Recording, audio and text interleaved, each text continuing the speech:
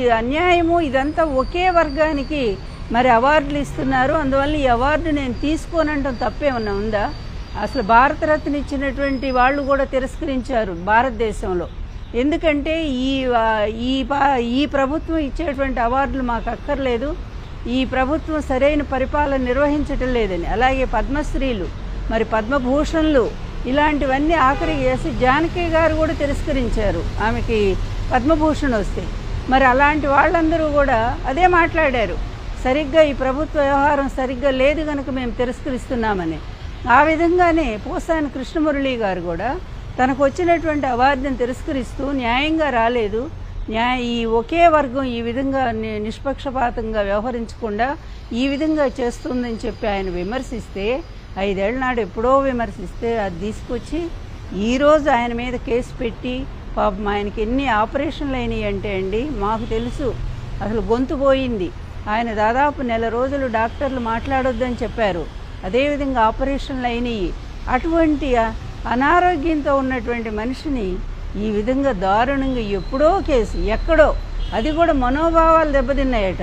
ఏమయ్యా మీ వల్ల ఎంతమంది మనోభావాలు దెబ్బతిన్నాయి? మీ వల్ల ఎన్టీఆర్ దెబ్బతినలేదా? మీ వల్ల నేను దెబ్బతినలేదా? రోజా దెబ్బతినలేదా? పార్టీలో జగన్ గారు తినలేదా? భారతమ్మ గారు తినలేదా?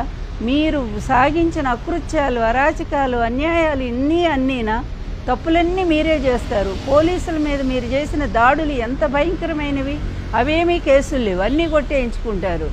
ఈరోజు ఒక్క మాట అన్నందుకు, తనకు వద్దన్నందుకు తీసుకెళ్ళి ఎక్కడో కడప జైల్లో పెడతారు. ఎంత దారుణం! 65 ఏళ్ల వయసున్న మనిషిని, అప్పుడు కూడా అంతేగా, మీకు న్యాయం ఎక్కడుంది? 75 ఏళ్ల వయసు ఉన్నటువంటి వ్యక్తిని ఆ రోజు అన్యాయంగా దించి ఆయన ప్రాణాలు పోవటానికి ఆ రోజు కారకులయ్యారు. ఈరోజు కూడా ఈ విధంగా మరి అనారోగ్యంతోనూ మరి బాధపడుతున్నటువంటి వ్యక్తిని, పైగా నాకు రాజకీయాలు కూడా వద్దు, నేను ప్రశాంతంగా ఉంటాను ఇంట్లో అని ఆయన రాజకీయాలను కూడా వదిలేసినటువంటి వ్యక్తిని ఒక కక్షపూరితంగా మీ స్నేహితులు చెప్పారని నిజంగానే అడుగుతున్నాను. పవన్ గారు, ఆ రోజు ఆయన భార్యని మీరు ఎంత విమర్శించారండి? ఆయన భార్య పాపం ఇంట్లోంచి ఎప్పుడన్నా బయటకు వచ్చిందా? అటువంటి ఆమె మీద కూడా మీ మనుషులను పంపించి నిందలేయించారే. మీ కక్ష తీర్చుకోవడానికి ఈరోజు మళ్ళీ ఆయన తీసుకొచ్చి ఈ విధంగా చేస్తారా? ఏం న్యాయం అండి పవన్ గారు? కొంచెమైనా మీరు ఆలోచించరా? వాళ్ళ తండ్రి కొడుకులకి ఎట్లాగూ బుద్ధి లేదు, మీకుందని మేము అనుకుంటున్నాం ఇప్పటిదాకా. కానీ మీరు కూడా ఈ విధంగా ప్రవర్తిస్తూ ఉంటే ఇక ప్రజాస్వామ్య వ్యవస్థ ఎటుపోతుందో, పూర్తి అరాచక వ్యవస్థ, అదేవిధంగా దాష్టిక పరిపాలన ఈ రాష్ట్రంలో కనిపిస్తూ ఉంది. ఆంధ్రప్రదేశ్ ప్రజలకు మీరు వరగూడిందేం లేదు, మీకు వరగబెట్టింది ఏమీ లేదు.